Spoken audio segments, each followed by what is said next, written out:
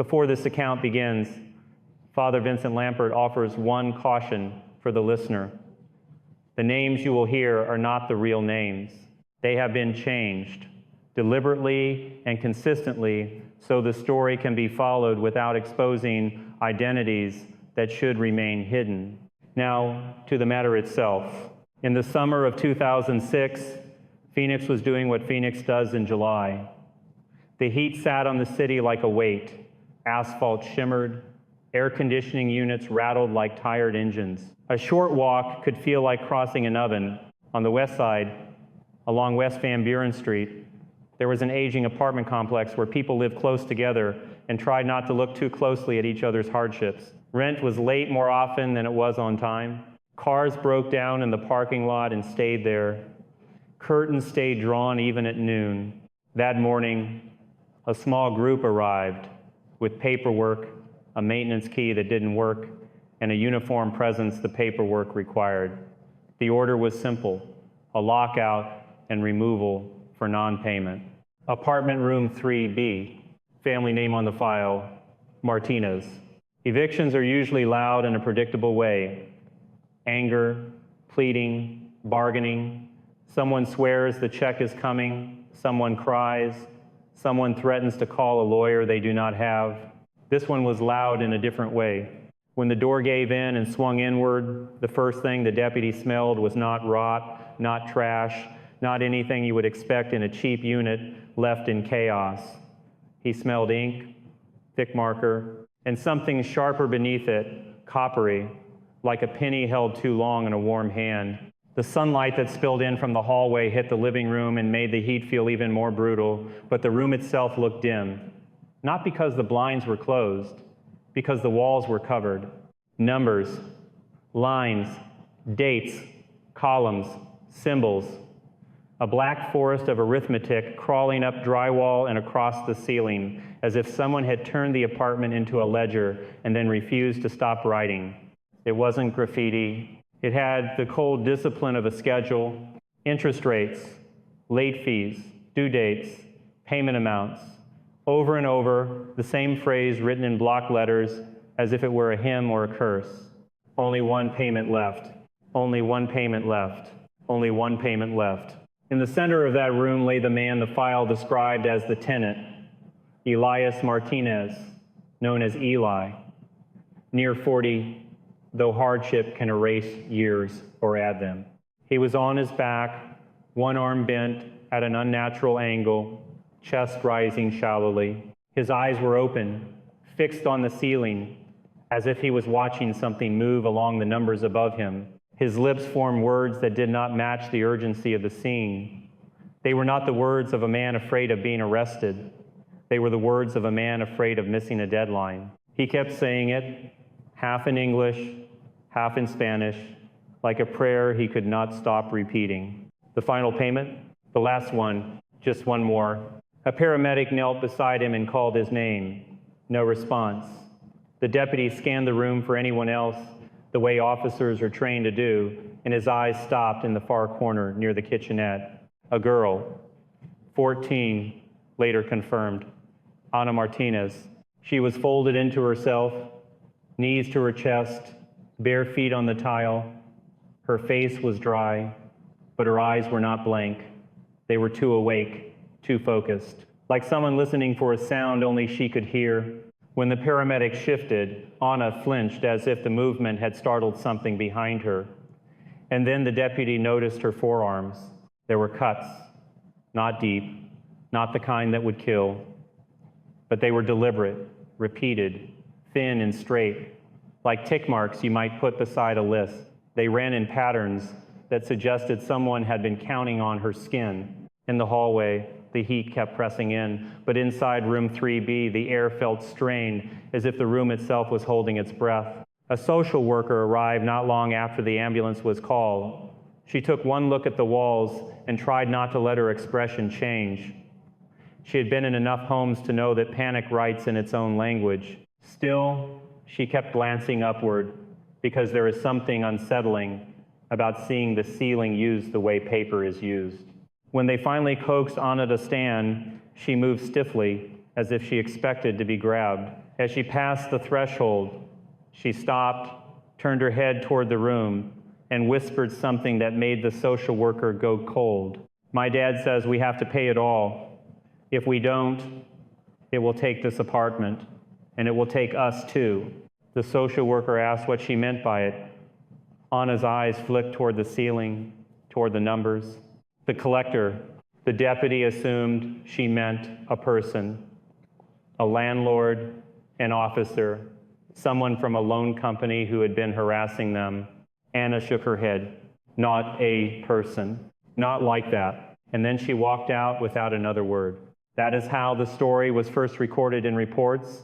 That is how it made its way later into the sort of file a priest might be asked to review when people are searching for a pattern they cannot name. Father Lampert has said more than once that most things that look preternatural at first glance have human explanations: stress, illness, addiction, grief, fear, sometimes fraud, sometimes a mind breaking under pressure.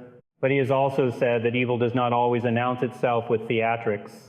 Sometimes it comes dressed as paperwork. Sometimes it takes the shape of an agreement that should never have been offered, signed, or enforced. And that is where the account of the Martinez family becomes more than a tragic eviction. Because the walls of room 3B were not random. They were not the scribbles of a man who had lost his mind overnight. They were a map, a chronology, a slow tightening. Weeks before the lockout, Eli Martinez had been sleeping less than 2 hours a night. That came from his wife, Rosa, in statements given later. He would sit at the kitchen table after his shift, shoulders hunched, a stack of envelopes spread out like a hand of bad cards. At first, he only read them.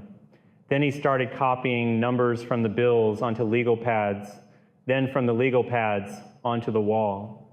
Rosa thought he was trying to keep track, trying to find a way out. She said she did not stop him because, in a strange way, it looked like effort. It looked like a man fighting. But as the days passed, the writing spread. It climbed above the cabinets, it crossed door frames, it reached the ceiling, and with it came something else. A voice, Eli said, not the voice of a caller on the phone, not the voice of a neighbor, something he heard when the apartment was quiet and the bills were open in front of him. It did not scream, it did not command, it suggested, it told him what he already knew, but with perfect accuracy. The due date he had forgotten, the fee he had not noticed, the compounding penalty that would hit if he missed a payment by a single day. And then it offered him the logic of a trap. Borrow to cover the gap, then borrow again to cover what you borrowed, then borrow again because now you are behind twice. The voice made it sound rational, even merciful, like the kind of advice a confident person gives to someone drowning. According to Rosa, Eli began repeating certain phrases as if they had been handed to him. Money is just numbers. Numbers can be managed. Numbers can be fixed. But fear cannot be fixed. Fear must be paid. That line appeared on the wall at least once, beneath a cluster of dates. I collect fear. Rosa said the first time she heard him say it, she laughed, a short, nervous laugh, because it sounded like something from a movie. But Eli did not smile. He stared at the paper in front of him and said quietly, like he was reporting a fact, it collects fear. And then he added something worse. It knows everything. Father Lampert, when he later encountered the summary of this case, did not focus first on the language of a demon. He focused on the language of debt. Because even without anything preternatural, debt can behave like an entity. It follows you. It waits for you. It grows while you sleep. It punishes you for hesitation. It makes promises through people who are trained to make you sign. The Martinez family had not always lived in room 3B. A few years earlier, they had a small house on the edge of Phoenix. Not large, not fancy. A narrow yard baked by the sun. A couple of bedrooms. A kitchen where the air conditioner worked only if you kept the doors shut. It was theirs, at least on paper. Eli worked construction. Rosa worked nights at an assisted living facility. They were the kind of couple who told themselves they were one promotion away, one good year away from steady footing. They bought that house through a loan that sounded manageable in the beginning, adjustable rate, low initial payments, a broker who spoke with the easy confidence of someone who never worries about grocery money. Just a few years, he told them. By then, wages will be higher. You can refinance. Everybody does it. Then Eli's hours were cut after a project collapsed. Then the rate adjusted. Then the payment jumped. Then the letters started arriving with their polite threats and their bold print deadlines. Foreclosure is not one moment. It is a slow humiliation. It is a mailbox that becomes a source of dread. It is a phone that rings like an alarm.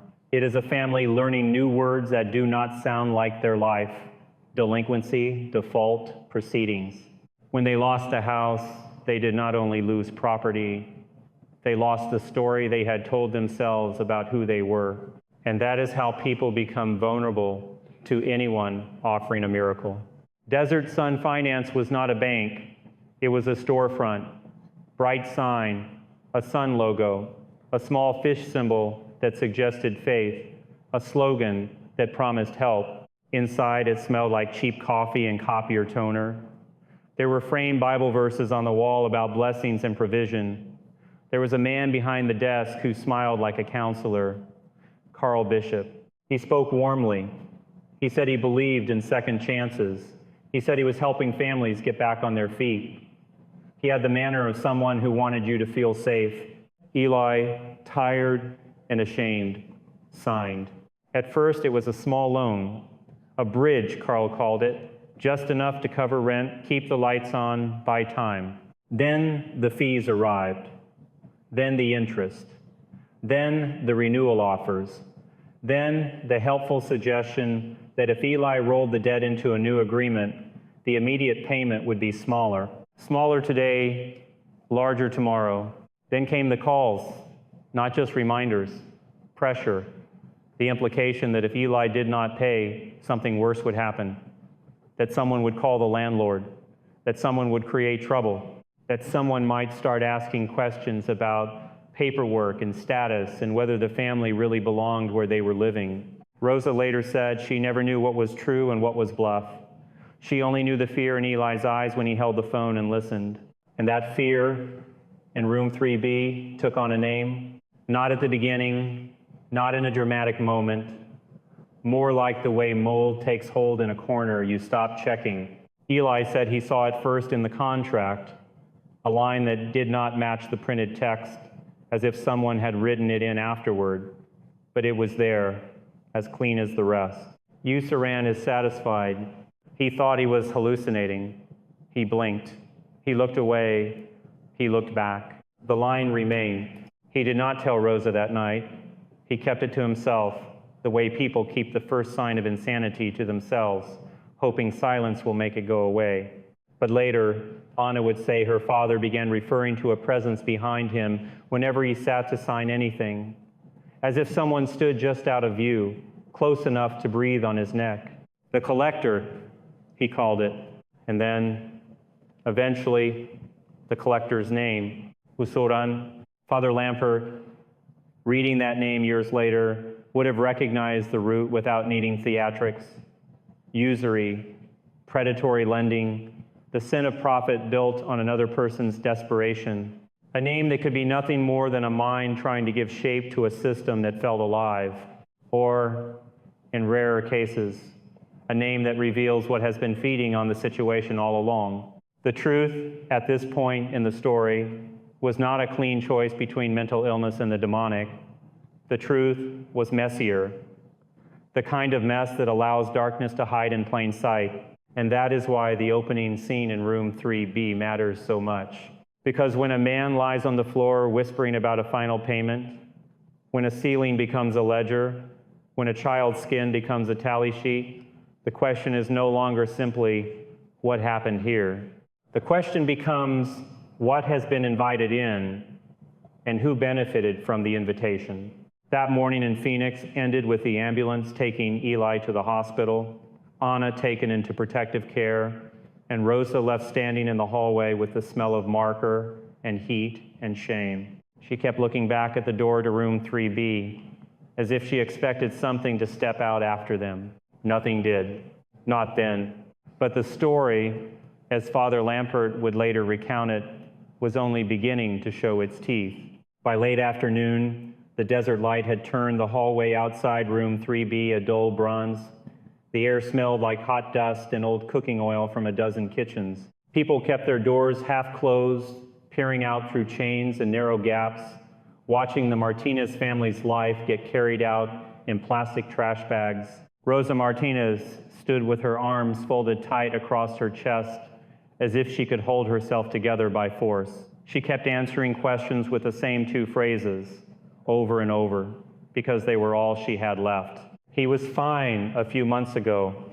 He's not a bad man. The deputy took the information required for the report. The property manager wanted signatures. The social worker wanted a timeline. No one wanted to be the person who asked the most obvious question out loud. Why did it look like an accountant had lost his mind in there? At the hospital, Eli didn't wake for a long time.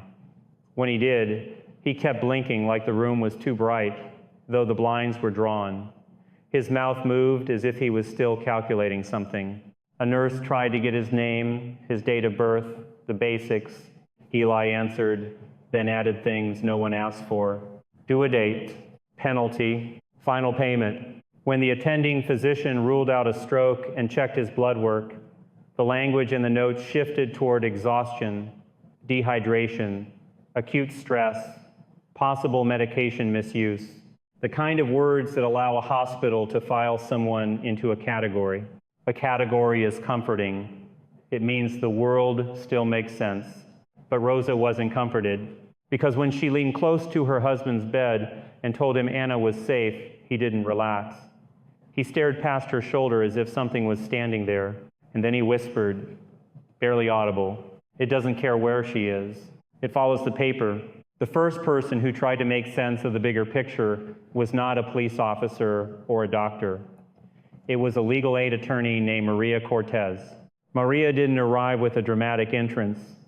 She arrived with a battered laptop, a legal pad, and the practiced calm of someone who has spent years translating fear into facts.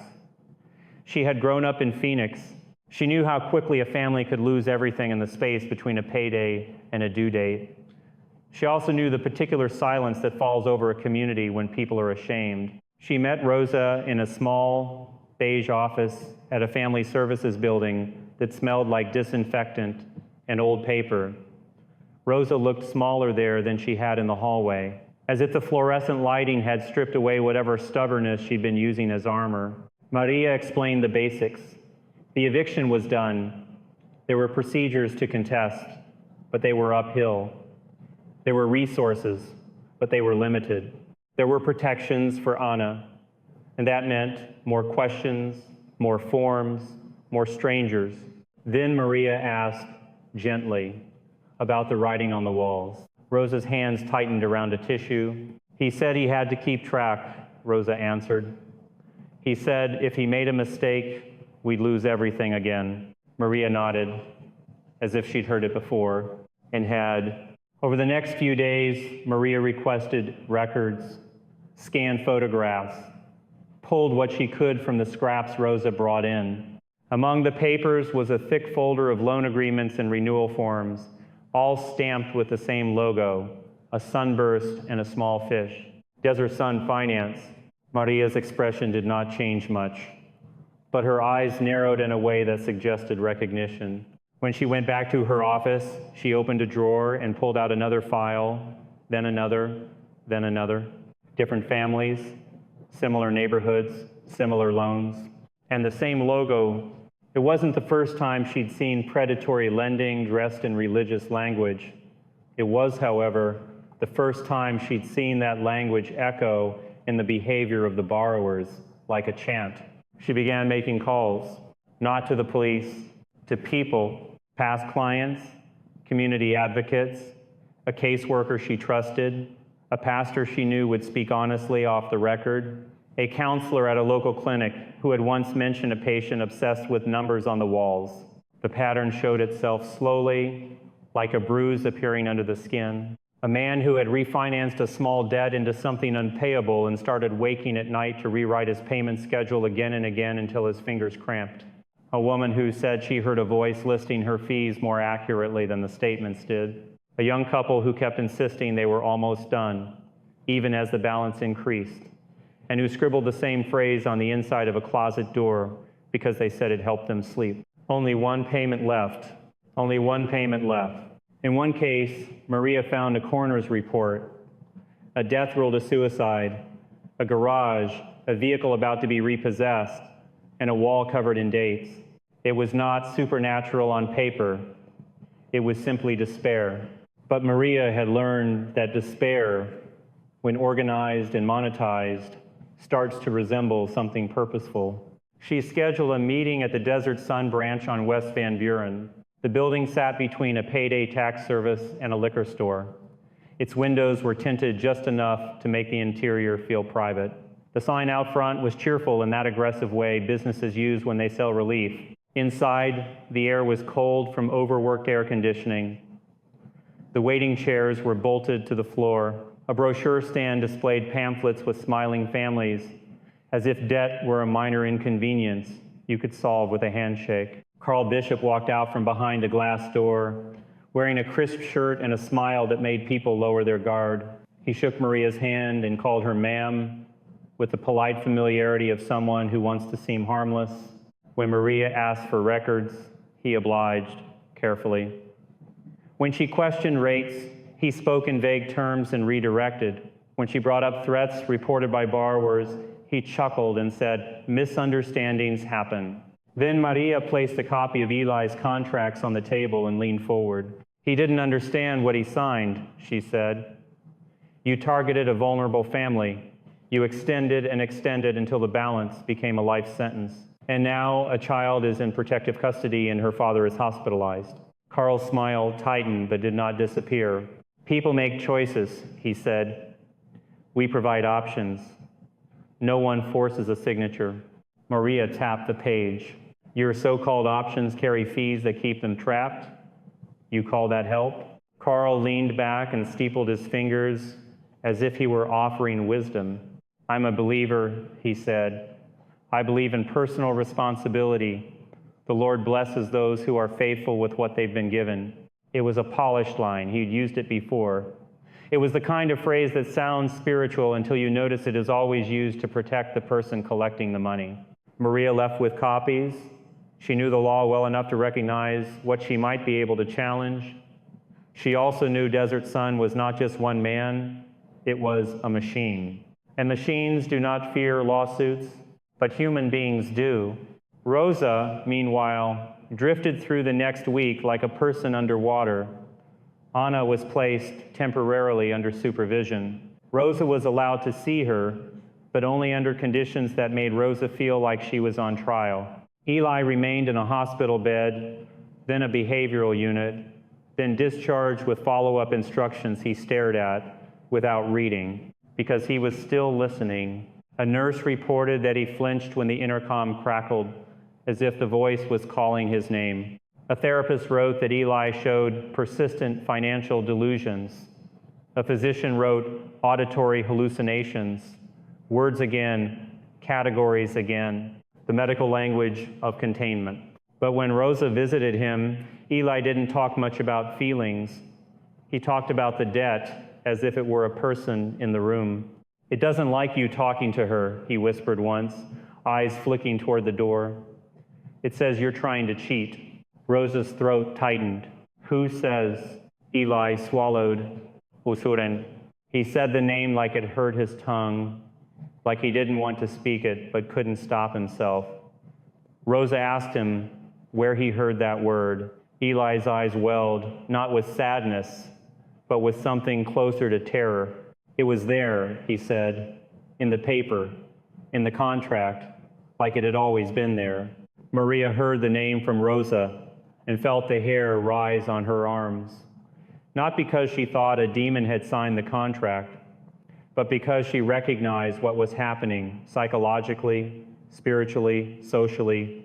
A family trapped in a system that feeds on fear had given that fear a face. And when fear gets a face, it becomes harder to argue with. Maria was Catholic.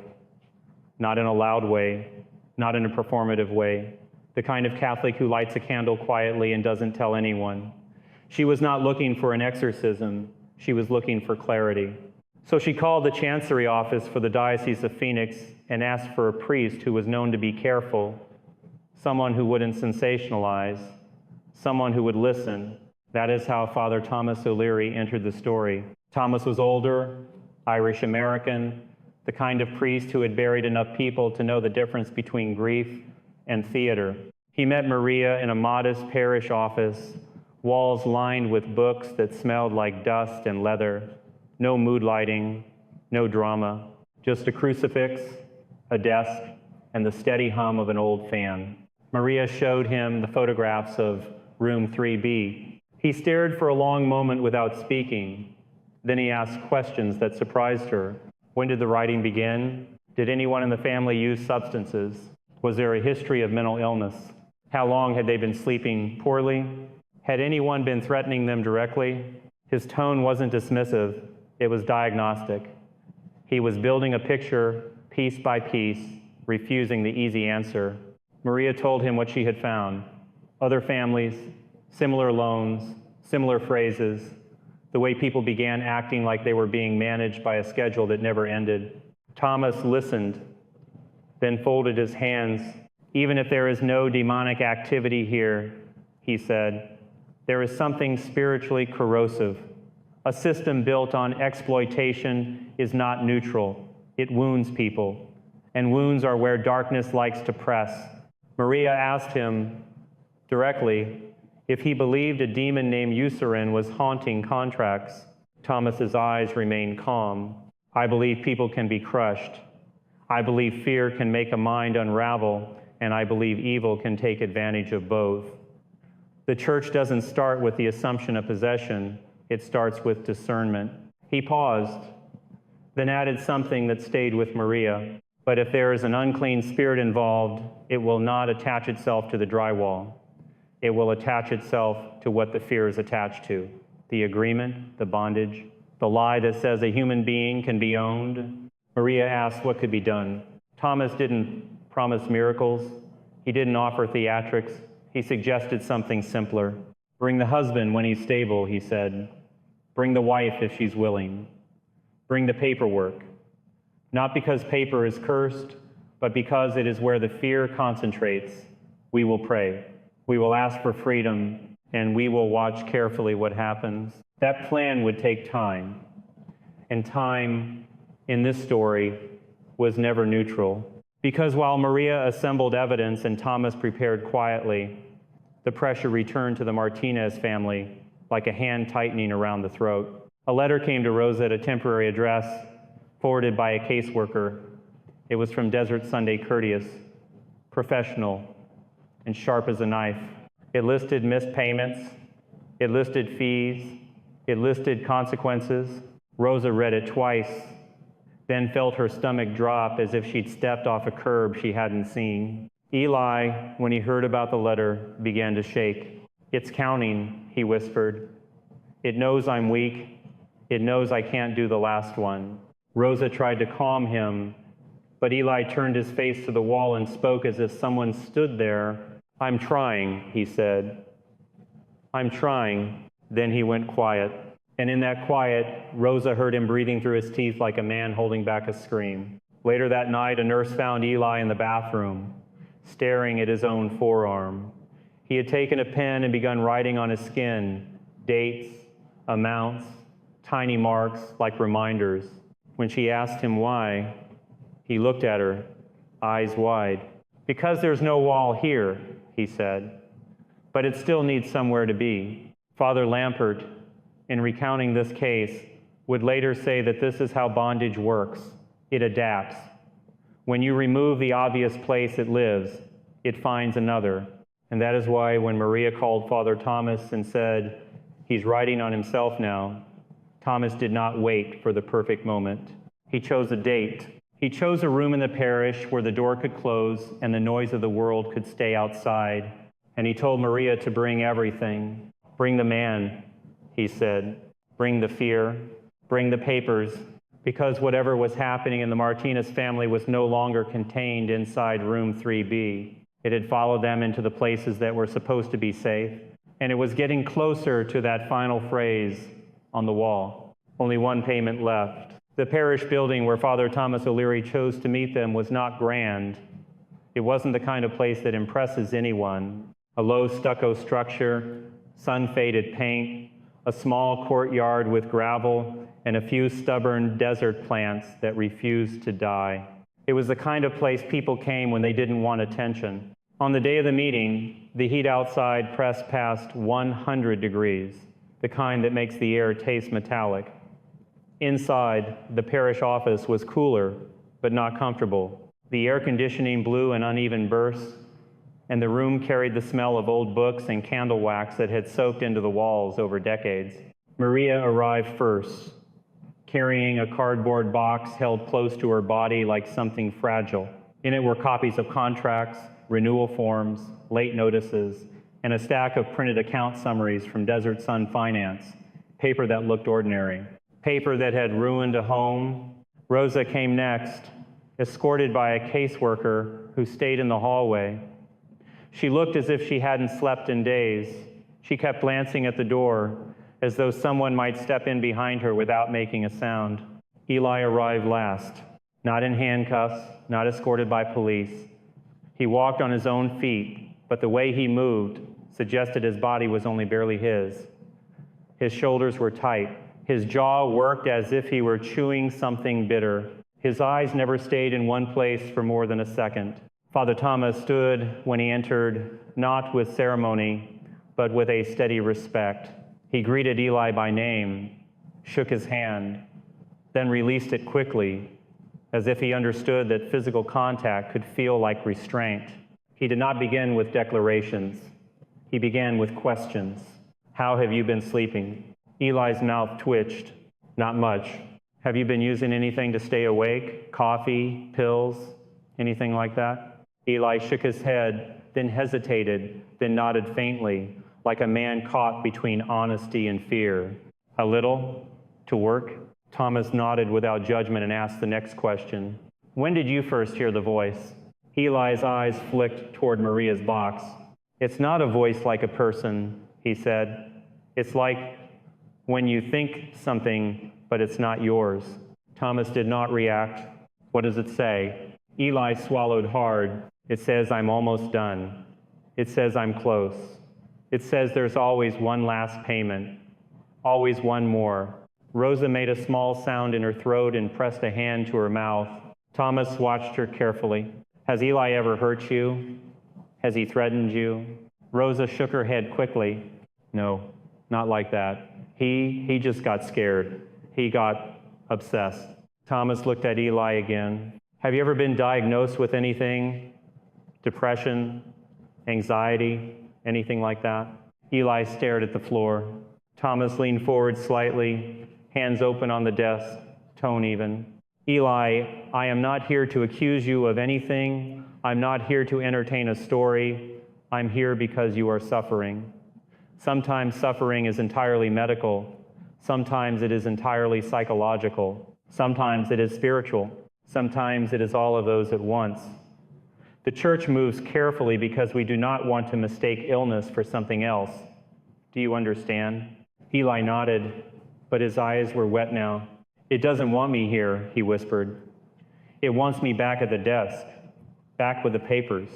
Thomas glanced at Maria. Bring the box, he said. Maria set it on the desk and opened it. The top page was a contract with Desert Sun's logo in the corner, neat and bright as if it belonged in a church bulletin. Thomas didn't touch it at first. He simply looked at it, then looked at Eli. When you see this, what do you feel? Eli's breathing quickened. His fingers began to pick at his own sleeve as though trying to restrain his hands. Pressure, he said. Like I can't breathe. Like if I don't fix it right now, something bad happens. Thomas nodded slowly. And when you hear the name you've been using, the one you told your daughter, what happens? Eli's face went pale. Don't say it, he murmured. Thomas didn't raise his voice. He didn't challenge him like a man confronting a monster. He spoke like a priest confronting fear. Eli, names have power when they are used to intimidate. They lose power when they are brought into the light. I won't force you, but I want you to understand something. If there is an evil spirit involved, it thrives on secrecy and shame. If it is only your mind under crushing stress, it also thrives on secrecy and shame. Either way, hiding it won't help you. Eli squeezed his eyes shut. Usurin, he said, barely audible. Rosa's shoulders tensed as if the word itself had cold edges. Thomas inhaled quietly and made the sign of the cross, not dramatically, but with the calm familiarity of someone doing what he has always done. Let's pray, he said, not as a performance, as a request for clarity, for peace, for freedom. He invited Maria to sit to one side, not as an audience, but as a witness. He asked Rosa to sit near Eli if she could, and to hold his hand only if Eli wanted it. Eli's hand hovered, trembling, then found Rosa's fingers like a man reaching for a railing. Thomas opened a worn Bible, turning pages with unhurried care. His voice was quiet, but it carried weight. It was the kind of voice that does not compete with chaos, because it expects chaos to grow tired. He read passages about truth and freedom, about burdens that break backs, about those who devour widows' houses with pious words, about mercy that does not come with an invoice. Then he closed the Bible and looked at Eli. Eli, I want you to say something out loud, not for me, for yourself. If you can't, that's all right. But if you can, it matters. Eli stared at the desk, at the neat stack of contracts. What? Thomas spoke clearly. Say that your life does not belong to a debt.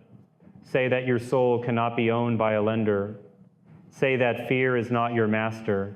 Eli's throat bobbed. He tried once and failed, as if his voice was being squeezed. Rosa's grip tightened. Thomas didn't push. He waited. Silence can be a kind of mercy. Finally, Eli whispered, then spoke louder as if forcing sound through a narrow place. I don't belong to it. His voice cracked. I don't belong to Usurin. Rosa drew in a sharp breath. Maria felt her stomach tighten. Father Thomas did not move, but his eyes sharpened, watching, listening. Eli continued, words coming faster now, as if once the door opened, the sentence demanded to be finished. I don't belong to any contract I signed in fear. I don't belong to any number. I don't belong to any creditor. I belong to God. The air in the room changed, not with wind, not with a dramatic chill, with something subtler, like pressure shifting before a storm. And then the sound came. A hard slap of paper against wood, loud enough that everyone flinched. The stack of contracts on the desk slid sideways as if pushed by an unseen hand and spilled across the floor. Pages fluttered, corners lifting, then settling in scattered layers like fallen leaves. Maria's hands went cold. Rosa gasped. Eli jerked back in his chair as if something had lunged at him. Father Thomas did not shout. He did not step back. He leaned forward, looked down, and then looked directly at Eli. Do you feel that? He asked softly. Eli's eyes were wide. It's angry, he whispered. Thomas nodded, calm. Then we keep praying. He stood and moved around the desk, not rushing, not making sudden gestures. He knelt, gathered a few pages, and laid them back on the desk with deliberate care, as if refusing to grant panic the honor of haste.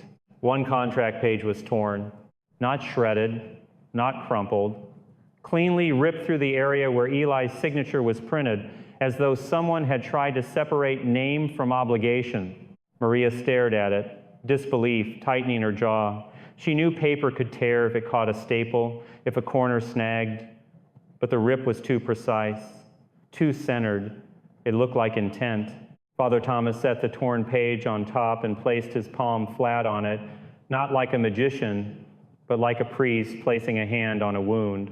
Then he spoke, and his tone shifted only slightly. It was still quiet, still controlled, but now it was no longer only pastoral. If there is an unclean spirit here, he said, you are not welcome. If you have attached yourself to this fear, to this bondage, to these lies, you will release it. You do not have authority over this man. You do not own him. You do not have the right to collect his soul as if it were a payment. Eli began to tremble. Rosa tried to steady him, whispering his name, tears spilling now despite her attempts to stay composed. Thomas continued, not raising his volume, but sharpening his words. And if this is not a spirit, but a system of exploitation, he said, then I still speak the truth. A system that feeds on desperation is sin. A contract built on manipulation is not a sacred bond. Fear is not a lawful currency in the eyes of God. He paused, then asked Eli a question that seemed, on the surface, almost too simple. Eli, do you forgive yourself? Eli blinked, thrown by it. What? Do you forgive yourself for being desperate? Do you forgive yourself for wanting to protect your family? Do you forgive yourself for believing promises that were designed to trap you? Eli's face crumpled. I didn't know, he whispered. I didn't know. Thomas nodded. Then say it. Eli swallowed, voice shaking. I forgive myself. And then, as if those words had cut a tether, Eli's shoulders sagged. His breathing slowed. He exhaled in a long, ragged stream, like a man who had been holding his lungs tight for weeks and had finally been allowed to let go. He put his forehead in his hands and wept, not loudly, not theatrically. The exhausted weeping of a man who has been awake too long. For a moment, no one spoke. Rosa's hand stayed wrapped around his.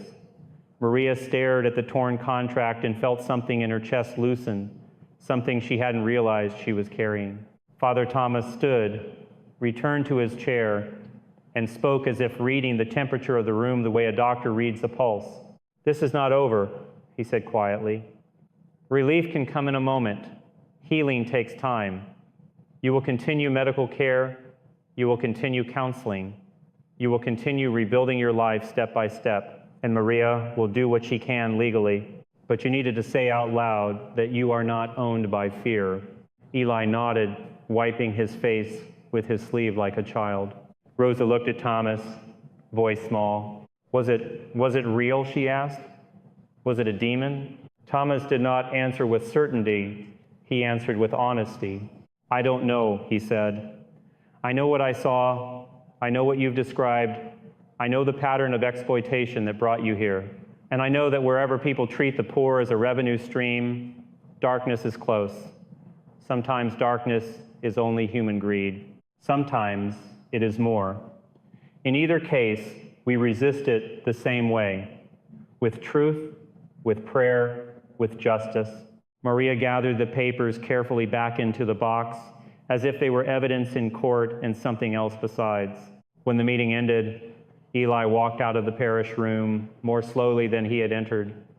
His eyes still darted now and then, but the frantic edge was dulled, like a knife that had been used too long. Outside, the sunlight hit them hard, the desert refusing to soften for anyone's spiritual moment. Cars passed on the road. A child laughed somewhere in the courtyard. Ordinary life continued, indifferent. Eli paused near the steps and looked up at the sky as if testing whether he could do it without being punished. Rosa squeezed his hand. Maria watched them for a moment, then turned back to Father Thomas. I'm going after them, she said. Desert Sunday, all of it. Thomas nodded. Do it, he said. And be careful. Maria's eyes narrowed. Careful because they'll fight? Thomas held her gaze. Careful because fear doesn't like to lose its territory, he said. Whether that fear wears a human face or something else. That night, Eli slept longer than he had in months. Not peacefully, not without dreams, but he slept. And yet, just before dawn, he sat up in bed and stared at the dark corner of the room where the closet door met the wall. Rosa woke to the sound of him breathing fast. What is it? She whispered. Eli swallowed, eyes fixed. It's quiet, he said, but it's not gone. It's waiting. Rosa's stomach dropped. Waiting for what? Eli's voice was hoarse. For them to call it in again, for me to sign again, for me to believe again that I have to bleed to pay.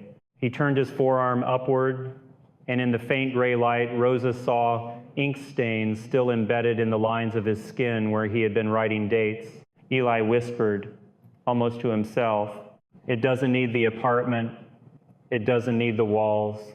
It just needs the agreement." And in another part of Phoenix, behind tinted glass and a cheerful sign, a printer sat idle on a desk that was too clean, waiting for the next customer to walk in with shaking hands and hope that had nowhere else to go.